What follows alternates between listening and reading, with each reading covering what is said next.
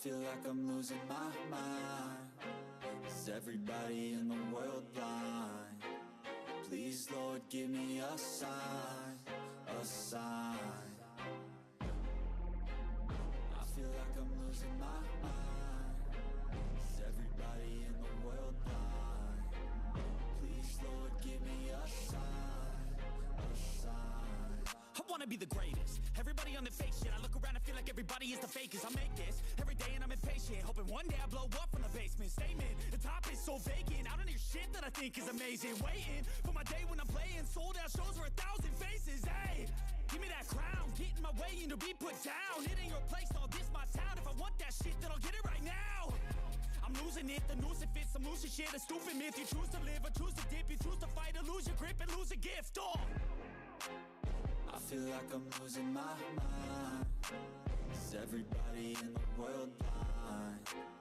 Please, Lord, give me a sign, a sign.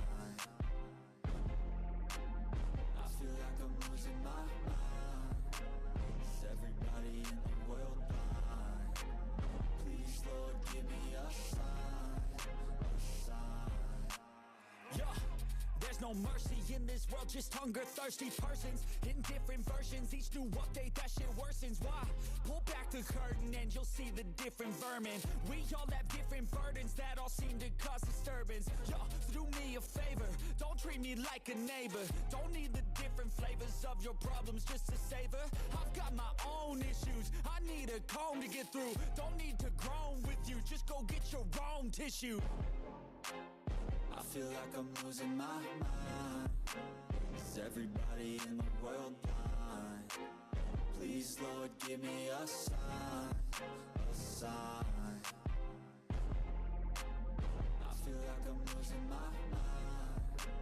Is everybody in the world blind? Please, Lord, give me a sign, a sign. That's it, the end of the song. Next time you'll sing along. Trust me, there's nothing wrong. I just need to carry on, cause society's a myth put there to make you sit. Listen to what they give. Don't ask questions, shut your lid. Yeah, don't ask questions, shut your lid. I need to run away from this and go get off the grid. Feel like my brain is overloaded, man, I'm losing it. Don't let them tell you what to do, man, they don't know shit.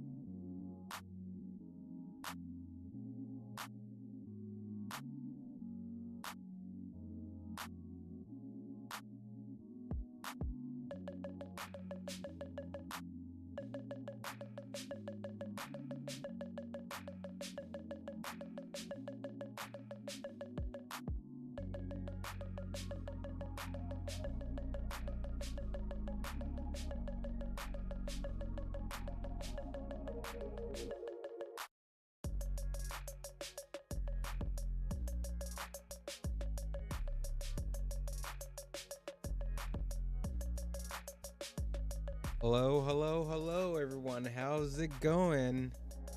Welcome back. Welcome back. Now, hey, probably just gonna react to some videos. I have two videos I want to look at. I missed the live stream for SoulFrame. That's like an hour long. First, I want to get into this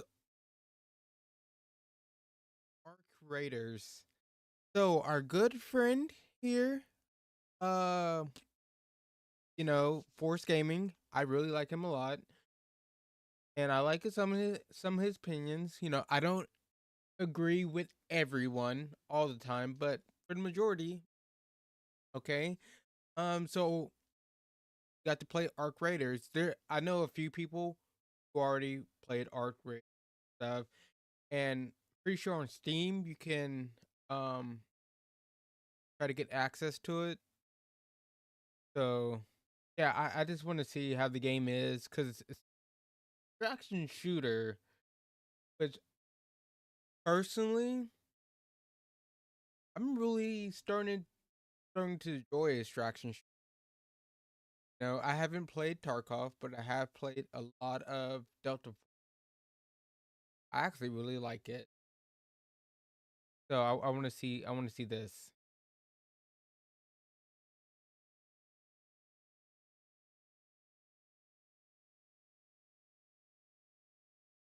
Hey everyone, welcome back. So several months ago, I made a video about Arc Raiders, the upcoming PvEVP extraction shooter from Embark, the same studio who brought you the Finals, a competitive first-person shooter that's actually doing quite well. Now, at the time, we were able to share our thoughts on the game, but unfortunately, we were actually unable to show you any directly captured footage. Instead, we were provided B-roll from the developer for use in our coverage, which is almost always a shame because for the most part, any B-roll provided doesn't really do a great job of showcasing the game in action or being played like a typical gamer would. Usually it's a lot of slow walking, taking in the environment, showing off points of interest, stuff like that, which I get it. The devs are proud of their work, of what they've made, and I will say they should be of how this game looks in particular, because Arc Raiders is a gorgeous looking game visually, so I'm not too surprised when they want to show it off with canned B-roll. But again, the problem with canned B-roll is you don't really get a good feel of what it actually looks like while a real person is playing the game, right? I'm so sorry, but I'm gonna actually report this.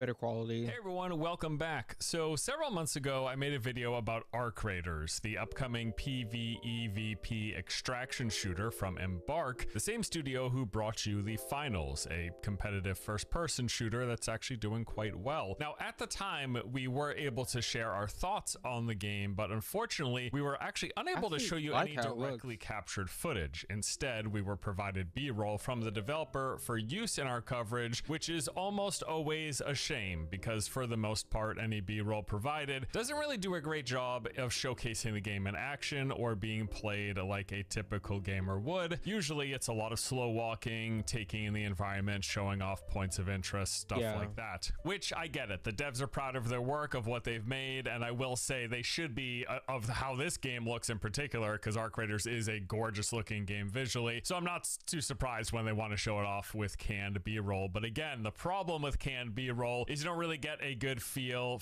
of what it actually looks like while a real person is playing the game, right? And the other concern that people have with canned B-roll for these sort of videos is that they're trying to hide the fact that the game's got issues like performance issues or bugs, which I will say in Arc Raiders instance, when I played it last fall, we didn't have any issues. So I was actually thoroughly surprised as to why they were just doing the videos with B-roll. But anyways, all of that changes as of today, because in addition to the preview that I played back in November, just this past week I got another opportunity to check out the game, playing for a few afternoons, seeing some new stuff that they added, and getting quite a few good matches in. And as such, today I actually have some good gameplay footage to show you. Yay, I'm thrilled, honestly thrilled. All right, and speaking of which, I will say right at the top here that I have been pretty impressed with this game. If you enjoy the extraction genre, this does seem like it's going to potentially be another good one of those. It does a lot of things quite well. Movement and gunplay both feel fantastic. It's got an interesting setting and world, great sound design, which is very important for this genre and done particularly well here. And as mentioned, it is just one hell of a looker. The animations, the textures, the lighting, the atmosphere, all of it. This is a pretty looking game, and it also has seemed quite polished as well as running well for me to boot.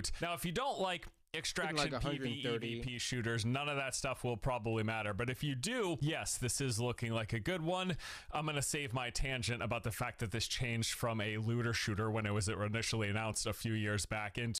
Hold on, what are the specs for that? Okay. You just getting 130 frames, right? And I guarantee you, he probably has a better rig than me.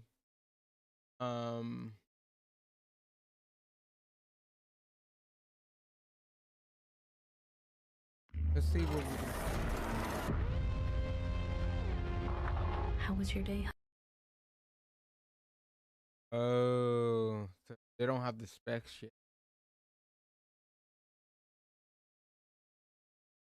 to an extraction shooter, because I am still a little personally just frustrated. It's whatever. I like extraction shooters too, and this is looking like a good extraction shooter, so we're going to talk about it. So today I'm going to be giving you a basic overview of Arc Raiders, going over what the game is, what you do in it, sharing some of my early thoughts, and yes, finally actually getting to show you some real honest to goodness gameplay. Before diving into all of that though, we do have a quick word from today's sponsor. Today's video is sponsored by War Robots, an online third-person 6v6 PvP shooter where dozens of war robots and hundreds of weapon combinations are used to compete in intense clan battles. This is an entirely new game in the War Robots franchise, built by a new development team from the ground up for PC and console platforms. Some key features include you've got the ability to build your own fighter with tons of robots, each with unique design, strengths, and weaknesses. There are a lot of different play styles supported, whether you want to be aggressive and focus on hunting down other players, or supportive, bolstering your team's offensive and defensive capabilities. You can customize things, selecting what weapons and modules you'd like. The game supports group play with the aforementioned 6 vs 6. You can join a clan of regular people you like playing with, or if you prefer playing solo as I do, they've got 3 different game modes across 4 different maps for you to enjoy. So War Robots originally launched earlier this year and is now getting its second major update with Season 1 Act 2 Smuggler's Run. There's a brand new battle pass with loads of stuff to earn. You got the new Scorpion War Robot, the new Tusk shotgun weapon, Gamma Beam cycle gear, homing missile cycle gear, brand new wraps, decals, paints, and more. If you are interested and would like to learn more, you can check out War Robots for yourself. Be sure to use the link in the video description below and collect some free rewards. Okay, so let's start things out with a basic overview. Arc Raiders, as mentioned, it is an extraction shooter, but what exactly does that entail? Well, all of the core fundamentals will be familiar to you if you have played pretty much any extraction game in your history. You start off dropping in with a beginning set of weapons and consumables, spawning at some random point on the outskirts of your chosen map. From there, you'll want to just start exploring, walking around the environment, visiting different points of interest, all while scavenging for loot. That is what you were there for. You're there to pick up and leave with loot, so you want to be looking for loot. Now, all of the areas on each map are individually marked. It's going to tell you actually when you mouse over, say, a particular structure, it's going to say, hey, what sort of items are you going to find here? What is the danger level? What can you expect in this location? Now, in that process, you will also be fighting enemies. There is the PvE side of things, which comes in the form of various types of ground and air robots and drones. Quite a large diversity of here, doing all sorts of different things. But then, of course, you also have the constant threat of other players who are also in your lobby and will, without fail, shoot before asking questions. At least that has been the case in my experience, both on the giving and the receiving side of that equation, just saying. And yes, as is the case with many extraction games, it is true here as well that audio plays a massively important role. It's just one of those games where every single thing that you do will make a distinct sound. Every action, every movement, opening containers, attacking, of course, even just swapping weapons, all of it has particular sound effects associated with it. And as you play, you're going to learn what each of those sound means. And what it basically does is it just lets you keep track of what nearby players are doing, because either you'll be hiding from them or preparing to ambush them. That's the thing. You listen for the sounds. It's essentially 3D vision, but audio, right? You're using your auditory senses, and you're picking up on exactly what players are doing as you learn what these sounds are as you continue to progress. Like literally going from standing to crouching makes a particular sound. Swapping weapons makes a particular sound. Of course, shooting will make sounds. Bandaging makes a particular sound. All of it. And you learn that, and that tells you what players are doing as long as you're able to pay attention. And those sounds aren't overwritten by the sound of gunfire or the sound of the robots and drones going off all crazy, which they will do quite a lot. There's also various types of events and hazards to help spice up the action in runs. And ultimately, yes, you're trying to stay alive, you're trying to collect loot, and you're trying to extract with said loot, taking anything with you that you collected. And if you do so successfully, you will then be able to store any loot and currency that you have in your stash, then crafting some upgrades to make you stronger for the next run, advancing some larger account-wide progression systems, of which there are a few, and then re-equipping yourself, loading back up with consumables, making... I don't know how I feel about aesthetic.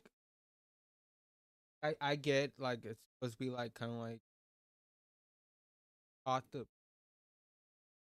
apocalypse rock. I get where they're going with it, but I don't know if I really like it. Like, I don't mind third persons shooters at all. I played a shit Vision 2, uh, and Outright. What's that? Souls like third person Remnant. Play Remnant 2. I like third person games, but the aesthetic, just I don't know how I feel about that. Let me know in the comments how you feel about it. Ensure you got enough ammo and going in once again. And that is the basic core gameplay loop of Arc Raiders, just like a lot of extraction games. But here's a few more detailed specifics. First, let's talk about the different maps and points of interest. So the game currently features 3 separate playable maps, each one of them in a unique location with distinct environments and handcrafted points of interest within them. The first map is the Dam. This is like a swampy region. It's got like lakes and rivers, and then of course at its centerpiece, a massive dam running right through the middle. Beyond the dam itself, you got a lot of auxiliary buildings. There's some research domes dotting the landscape as well, but just big, buildings associated with the dam and the supporting of said dam. The map Spaceport, in terms of its terrain, it consists of some rolling hills and fields. It's got a huge space shuttle launching tower right in the middle, and then along with that is some like massive manufacturing and maintenance buildings in support of the launching tower. And then finally there is the buried city. This is an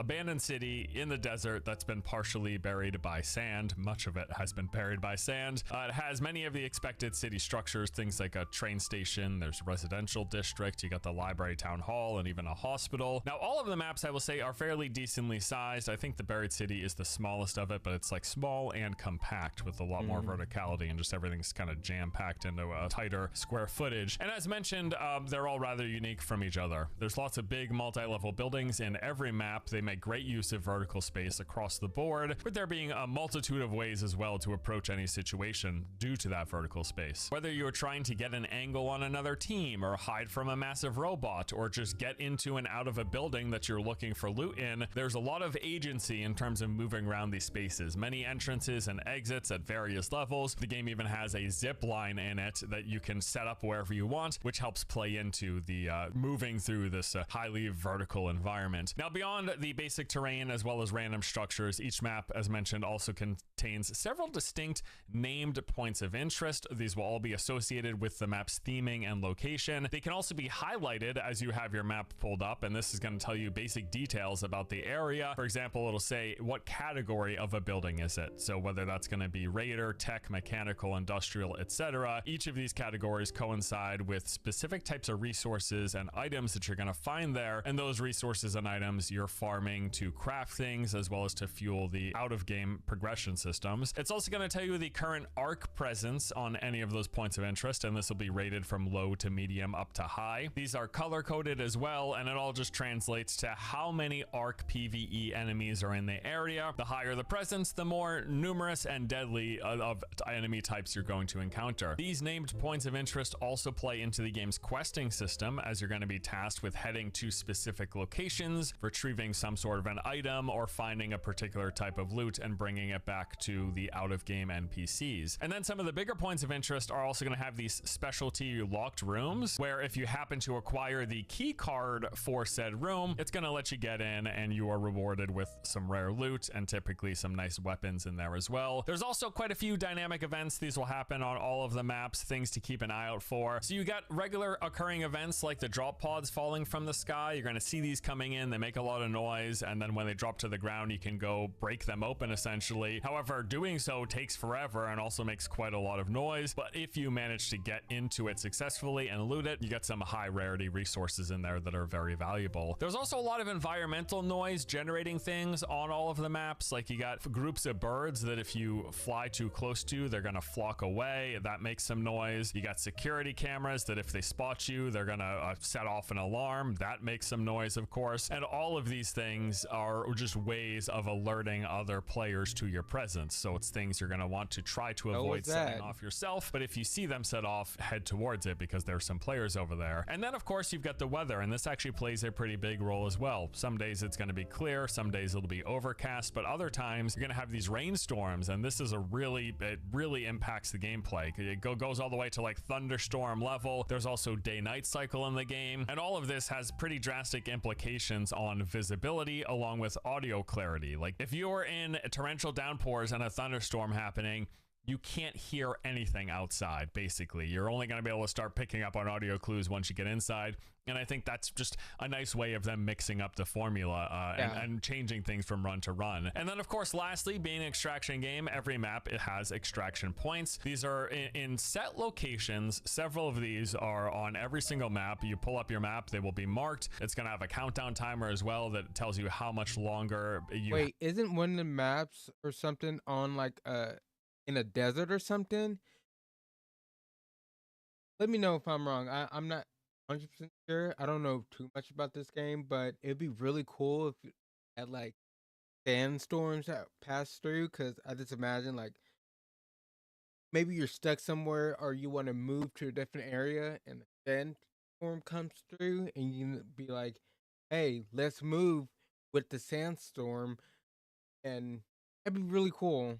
Have before that extraction area closes. And there are two main kinds. You've got the group extraction points. These are things like metro stations or elevators, but there are also solo extractions via these hatches, although the big difference there is that you actually need to use a consumable key in order to solo extract, but the group extracts can be done by anyone at any time. It just takes some time for the thing to get either the elevator to come up or the metro to arrive at the station, and it's also noisy as well. Other players will know what's happening. Whereas the solo extractions, if you have a key, you can just walk there, get in the hatch, go down, and you're all set. Now, outside of the static nature of the maps themselves that are then further mixed up with some of these dynamic events, the day-night cycle and the weather, you've also got these global events that can take place where they will take an existing map and put just a overarching layer of changes onto it. So for one example, they've got these things called night raids where it's literally set in the middle of the night, pretty pitch black, and really changes the atmosphere, makes it harder to see enemies as well that are off in the distance. Okay, I think this is the map I was thinking of. A global event called the Harvester, where a massive spider robot is protecting a point of interest, and as you would expect, inside that point of interest is some very, very valuable loot. So everyone in the lobby wants to get there. The problem is there's a massive mech spider in the way, and they are very, very, very hard to deal with. So again, just ways to mix it up, and I'm glad they're bringing some of this stuff, which was undoubtedly part of the game when it was a PvE focused looter shooter. It's nice to see them rolling it back into this extraction game, because man, I just so would have loved the looter shooter, but it's extraction. Okay, so was it originally supposed to be a PvE looter shooter? Because I think I heard like, was it Mastercross? And somebody told him that that wasn't their focus from the beginning. Their focus from the beginning was to be an extraction shooter, but that, I don't know, that's not what I heard. I don't know. And I like extraction too. Know. Okay, let's talk about the enemies. Speaking of the PvE side of things, the PvE enemies in this game are called Arc, and they're definitely one of the highlights here. There's a fairly large variety of different robots and drones. You got tiny spiders that can cling to your face, basically locking you down for a moment. You got these small like balls, some aliens, different variations. Some of them will roll up to you, open up for a second, and then shoot a stream of flames in your face. There's other ones that spin up and charge at you at high speed, leaving a trail of flames behind them. And then you got the medium-sized mecha spiders. They come with all sorts of different varieties. There are melee ones that will perform lunging attacks. There are ones that basically just have these massive artillery turrets on them, and they just unload on you. It's really crazy. And then there's a ton of different flying drone variations, each with their own function. You got ones that have assault rifles, ones that have tasers, will lock you down, ones that shoot rocket launchers. And then probably the biggest threat of all is the alarm drones. These kind of move around fairly nimbly, scanning the ground, and if they spot a player, they're going to summon in attack drones to that location. But on top of that, they have a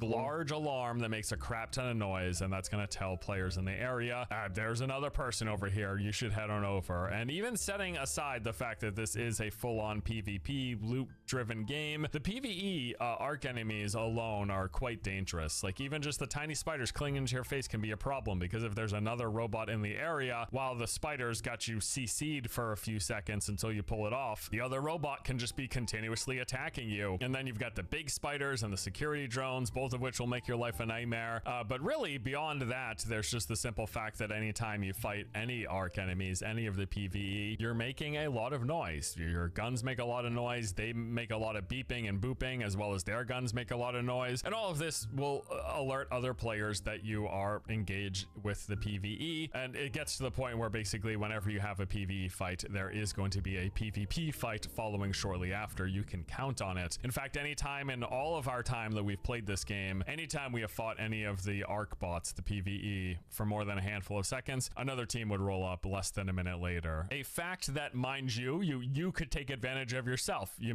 could make some noise, dispatch of the PvE enemies, or just hide from them. Use that noise as a lure to get other players to come to that area and then ambush them. All sorts of potential here. Now, as for the PvP, it's pretty straightforward stuff. Other players are on the map with you. I don't exactly know the lobby size. I want to say it's somewhere between 15-ish to 20 players. It might be a little lower than that. I'm really not sure. I think it might depend on the map as well, but there's enough people that you're going to bump into them. You will be hearing them off in the distance pretty regularly. Other players moving around the map, for all the reasons mentioned before, you will know when they're nearby, be it from them triggering an alarm, dealing with some arc enemies, or just creating the unavoidable noise that is made by simply moving through the environment. Short of camping in a corner and not so much as even swapping your weapons, you are going to hear other players nearby. It's just going to happen. And yes, it is for sure a kind of shoot first, ask questions later kind of a game. You are unlikely to be making friends in your lobbies, although there is proximity chat, so it's possible, but definitely I would not count on it. I will say as well, gunplay feels... Look at there, proximity chat. Now, it'd be funny if they had a solo mode too. Feels great. This applies to both the PvE and PvP. Just wanted to make the note, like, they managed to make shooting feel pretty impactful, which is pretty hard for a third-person shooter, honestly. Just now I'm thinking about the shooting in Dune and how much worse it feels in comparison. I still like Dune because I'm not playing Dune for the shooting necessarily. Anyways, there's a down but not out mechanic here, which gives you a chance to be revived if you're playing with other people. If you do die, though, it's traditional extraction game hardcore in the sense that you drop absolutely everything with the exception of the 1 or 2 items you've got tucked away in your safe pocket. There's progression systems in the game as well, so between rounds you're going to have access to your inventory, vendors, crafting, and various forms of account progression. There are multiple trader NPCs in the game. These include security, the gun shop, the grenade shop, and the medical bay, and they sell you basically a host of everything that you need, from basic materials, solo hatch keys, ammo, weapons, attachments. You got grenades, binoculars, zip lines, healing stims, armor, other stuff. They also give quests. Each of the NPCs are going to have their own quest chains asking you to do different things. And then you've got progression through the workshop. So you've got, first of all, this little rooster called Scrappy, and in between matches he will periodically bring you basic materials. This is essentially your, if you keep on dying run after run, this is how you get the resources to keep on going again and again. They also have a free mode where you go in without a loadout and you're going to be given a random weapon and some consumables. And then it's also here at the workshop that you set up workbenches, and you've got the different workbenches for all of the game's items and consumables and your ability to craft them. Then you've got the character skill tree with 3 different trees to pick between: conditioning, mobility, and survival. And these give you various... This is basically like your typical extraction shooter. Level up. The only difference a lot of extraction shooters out right now is probably third person. And I'll have to say I'm not a big fan of aesthetic of... I'm more of a... I like the modern set in weapons and stuff and gear, and I like... besides that, like modern, like sci-fi stuff, like Call of Duty. I love the weapons, how weapons in Call of Duty looks, Delta Force. I love those love it. Then like Destiny 2 looks really cool to me too, because a lot of their weapons look kind of modern, but like a sci-fi take on it. I don't like how all these weapons look kind of like they look like trash. I mean, I'm just saying like it looks like you just picked these weapons out of a trash can. They're like cobbled together. Not a big fan perks of and that. enhancements, making it so that you use less stamina when you run, Hopefully better you get healing, skins. better listening, better dodging, better movement through the environment, faster movement through the environment, all that stuff. Now let's move on to the early feedback. I've played a couple of sessions of this game so far, first in the fall and then most recently last week. Let's talk about what I think. Starting with the pros, gameplay, feel, and polish, it's phenomenal.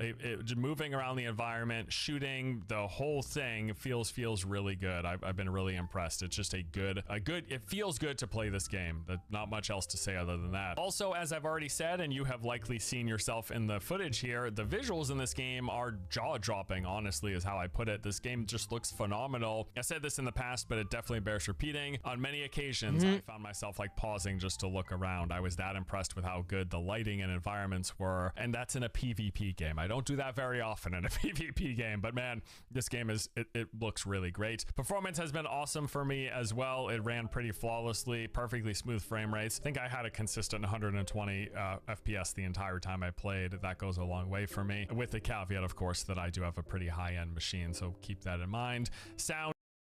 There you go. He said he has a high-end machine, so all I have is a 3080 Ti, and most likely, if I ever do get a chance to play the game, I'm going to be streaming, so that's going to impact you. Let's see what happens, okay? Sound is also very good. All of the audio, whoever the audio engineer is in this for this studio, they did a bang up job, because this is some great sounding audio, which is important for an extraction game, so I'm glad they took the time and got this right. It's also got some unique twist on the extraction genre, with like that constant robot threat, the fact that they have persistent maps with players coming in and out, and some of their dynamic events, how big of an impact the weather system has. All that stuff is pretty neat. And lastly, I love the setting. Like, the game is heavily inspired by popular sci-fi from the 70s. You can kind of see that in the character design, the outfits, even the color palette that they use, the theming, the music. I like it. A little bit different than what I'm used to. Now on to the cons. For starters, inventory space. A lot of games have this issue, but it seems especially problematic in survival and extraction games, and I would say that's the case here. It's just not a lot of fun constantly juggling with your inventory and managing your inventory. I wish we could come up with an extraction game formula that still did all that stuff well, but didn't make it such a hassle to deal with your inventory constantly. Also, as a con, I guess, and not really, because it's just what the game is, but I'm going to put this out there for people. It is, yes, a hardcore PvP focused extraction game yet again, and I enjoy this genre. Like, I like playing these games, but it's definitely a gamble. Any multiplayer game like this really relies heavily on having a decent sized Right here, he's solo. So I wonder if he hopped in like and have like a code. Probably gonna be like trios or something. But can you just opt in solo, or is they're gonna have a solo mode? And he's by himself right now. healthy player base for it to stay alive. And as a result, well, you've seen it over the past several years. We've seen quite a few extraction games come and then go, despite actually being decent, which then leads me to my second con, the fact that Arc Raiders is no longer a looter shooter as it was initially intended to be. I know, I just can't let it go. This will be the last time I talk about it, though, I promise. Yes, because back in 2021, when the game was revealed, it was at the time said to be a PvE looter shooter. It was supposed to be in the vein of things like Division, Warframe, or even Destiny, if you want to throw that in there. And to be honest, as much as I do like it as an extraction game, because I think this is a solid extraction game, it looks good, it plays well, it feels good to play, they've got some cool ideas and systems in here, I'm still a bit disappointed that it's not the looter shooter that it was initially intended to be. And that disappointment is only reinforced with how damn good the PvE is in this game. With all of the varied and interesting enemy types, I would have loved to see what they had in the works as a looter shooter, because that also seemed like it would have been really good. But alas, I'm gonna drop it. If I cover Arc Raiders again in the future, I won't be complaining. Why can't we just have both? I'm not keep pausing it, but why can't we have both? Like a distraction shooter shoot. Kind of like, imagine, hear me out. Hear me out. I know it'd be a pain in the ass. You know, what if we had a game like Destiny, right? With that PvP setting, right? But the PvP was like distraction to be. I'm mostly going with distraction shooter because I have to say, like, abstraction shooters aren't that big. They're not big like BRs or regular like um arena shooters, pack shooters, or anything like that because people do not like losing their gear like that. You know? A lot of people just don't like that. They just find it stupid. Me personally, I'm kind of enjoying it now. This is the thrill, the rush of it. It's like, oh my god, okay, I'm gonna put this gear on. Gotta get out with some more loot. I get more money. And it's like, fuck, damn it, I lost everything. That was happened to me last night. But I want to go back in. I'm like, okay, next time, do it again. Try to get more money and everything. It can be fun, but a lot of people into that. I think it'd be like genius. Have like, hey, you can go and play this side of the game, which is E only. You can get loot from here, and you know, want to, you can play this PvP with that distraction shooter, and you can go in there with the gear you got in PvE. Yes, will you lose it? Probably. Guess what? You can just go back to the PvE and farm it again, or take your chance and keep playing the extraction mode and try to get that gear back, or try to get other people. You know, maybe that they will have to kind of work out the systems and everything, like, and like keep farming the same. Like, I just lost this weapon, I can just go back here and farm it again. You know, maybe like um random rolls. Like Destiny already has random rolls. I think random rolls would be pretty good because you can like, okay, yes, I found my god roll. Okay, like perfect. Go here. Oh fuck, I lost it. Well, Destiny, whatever, like whatever game, whatever developer. Well, you're gonna keep me on the game longer because I know I can go back and PvE farm it, but it's RNG, so it's chance I'm gonna get the same role I got. So it keeps everybody involved, and you're still gonna have the people who just like the PVE gonna stay over there, and you're gonna have people who like the PvE stay over there. But there are gonna be some crossovers, crossover, and I think that's where the real innovation is. You know, like this coming out with an extraction shooter. I don't think that's it. Okay, if you're trying to get big numbers and a lot of people involved in everything, I don't think that's the way to go. About this again, I promise. I just, man. Oh, anyways, but beyond that, I mean, I don't really have much in the way of feedback. I've only played for a handful of days in totality between last fall and then this past week. I would really need to play a bit more if I wanted to drill down on any more fine-tune feedback and cons, because yeah, for the most part, it's pretty good, and it's an extraction shooter, so it is what it is. If you like extraction shooters, this seems like a pretty good one of those. And I also like third person, so So there you go. And with that, that pretty much does it for our preview of Arc Raiders. As I said, I think as extraction games go, this is quite competent. It looks great. It plays well. It's got a unique setting, and it seems to have as good a chance as any other extraction game has of surviving. And I want to let you know that they do have a technical test starting this week on April 30th. It's going to be running for about 5 days, I believe, available on PC, PlayStation, and Xbox. So if you're even vaguely interested, here's a great chance to try it before it comes out. I'll be curious to see how well the game is received. Probably going to jump in and play a bit more myself this week. So yeah, maybe I'll see you out there. But that is all for today. Okay, pretty good. I like the video. I'm still like, I don't mind extraction shooters. Like I said before, I've been kind of enjoying them. The big thing with me is the aesthetic of it. I get it's like trying to be like the 90s kind of setting, kind of like, I don't know how I feel about it, but I'll give it a try. I'm gonna give it a try. I signed up, so go sign up. And if you want, go give him a like, subscribe to him. I already know he has like a million followers, bigger than me. So most likely you already seen this video or anything. Yeah, leave me a like too if you want, and or dislike, whatever you want to do. Subscribe, ring that bell for more videos. And ladies and gentlemen, like I always say, have a good day or night whenever you're watching this. Peace.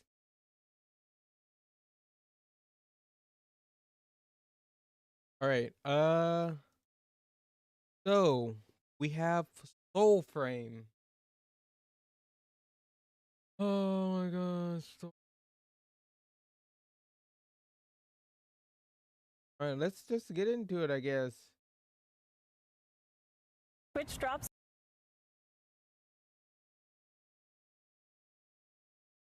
Give me a second, real quick.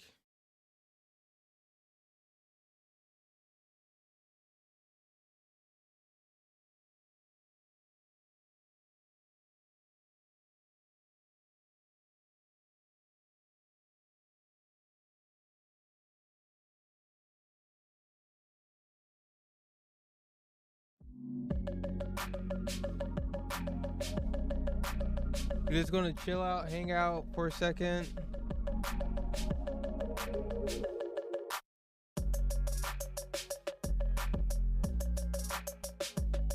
This Asmon was watching Donald Trump.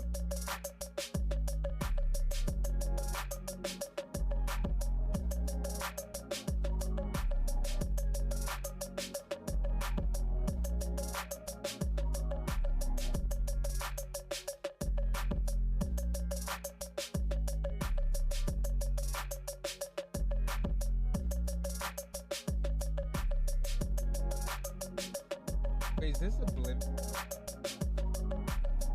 Big day you living.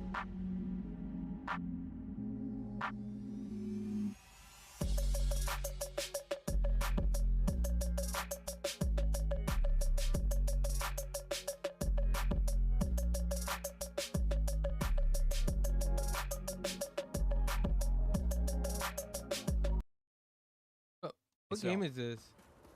I'm sure some people might have, but like I'm talking about for me personally, I definitely haven't. Things have been really good for me. Was it this one? Yeah, it was this one. Oh no, he's playing Yeah, seems fine. Yeah, good for you. I haven't had issues. Yeah, I haven't either. I'm trying to see if there's any other big monsters I can fight with. I think he's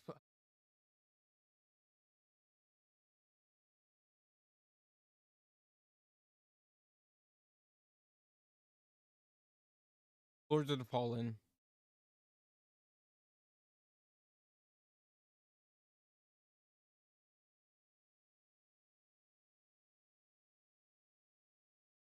All right, the SoulFrame live stream. I missed it last week, so let's see what they're talking about. It's an hour long, so yeah, hour long, man.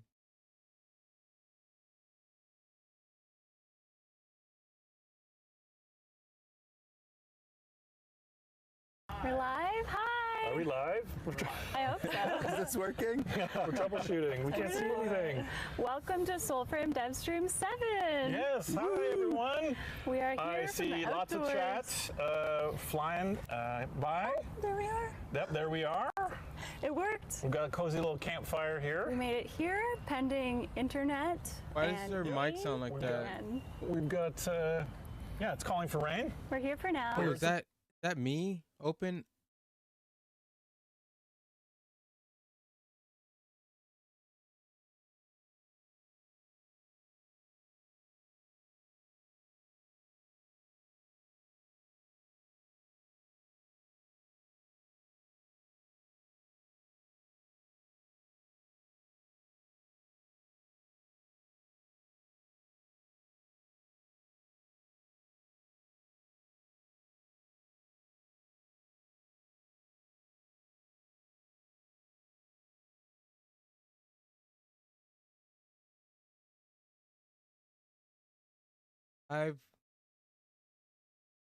Okay.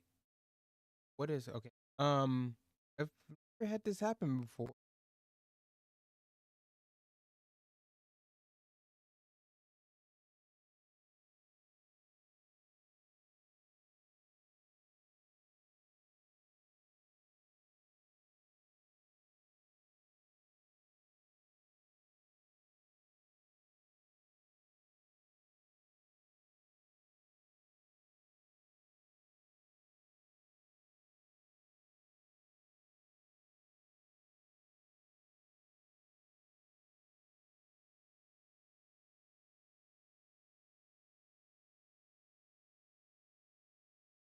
That sound.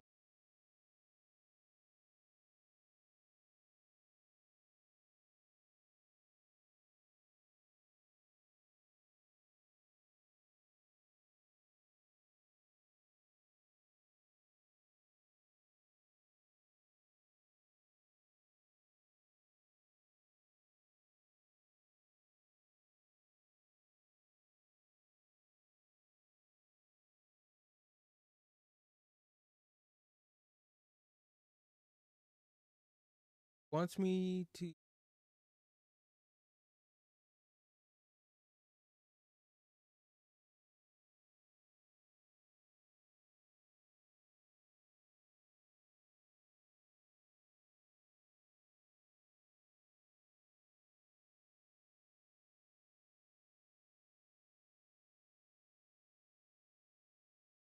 So I have.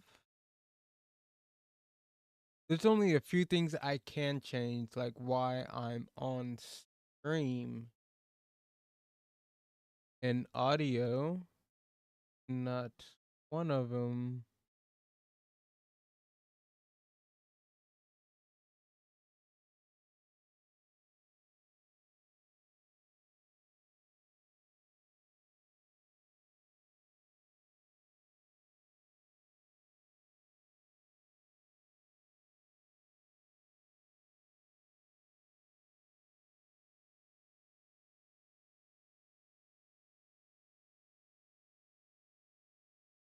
Guess.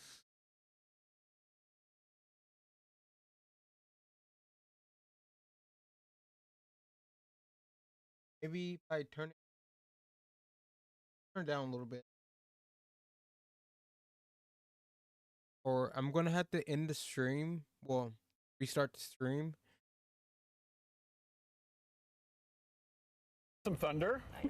We're deep in the woods in Alka somewhere. That's right. So draft. we'll see. Okay. This is what I'm gonna do real quick. I'm gonna restart the stream and right back. Okay? Right back. I promise.